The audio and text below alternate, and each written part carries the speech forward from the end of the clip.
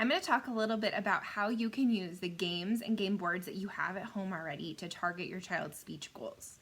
So in speech therapy, the most important thing is that we want to get your child to produce the highest number of accurate productions during that session.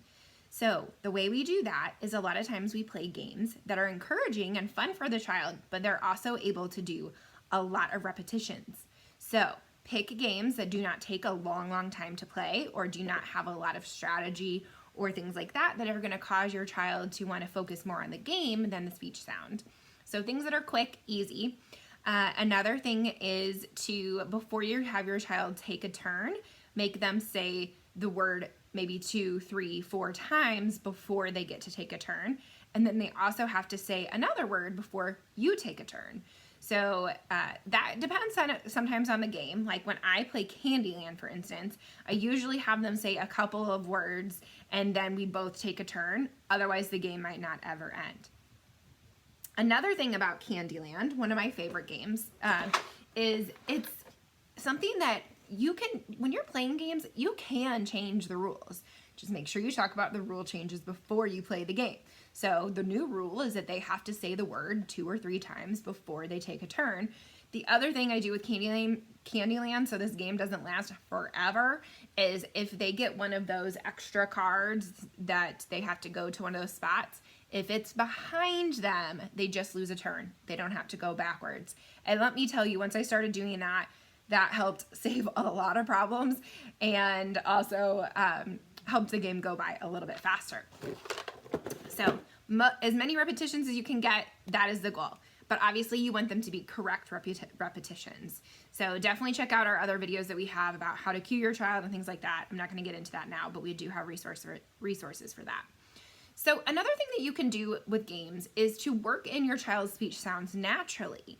So if there is a sound that your child is working on, you might go and look in your game closet and try to see if any of those sounds have, or any of those games have sounds that would naturally occur in them. Like in Chutes and Ladders, I might work on the sh sound, or I might work on the L sound, la.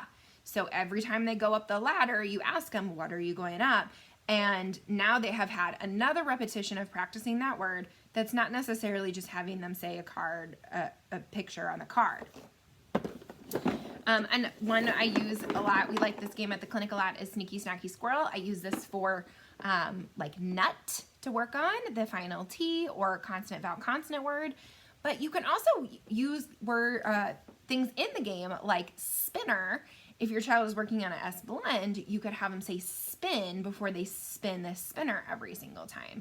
So just thinking about how you can integrate those words into the games that they are already playing and having fun with. Another fun game that I do is Jumping Jack. One thing about this one is you're just pulling the carrots out, and so the game can go by actually really quick. And so that can be a problem because we're not getting a lot of repetition. So the trick to this is I have my clients say a few words as they're setting up the game. So they say a few words and then they get to put the carrot, let's see if we can see back here, maybe a little bit better.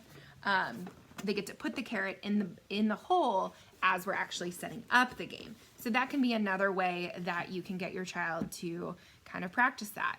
Now, one thing you can do with some of the cards and things like that that your clients or that your therapists have sent home with you is you can play simple games like memory, go fish.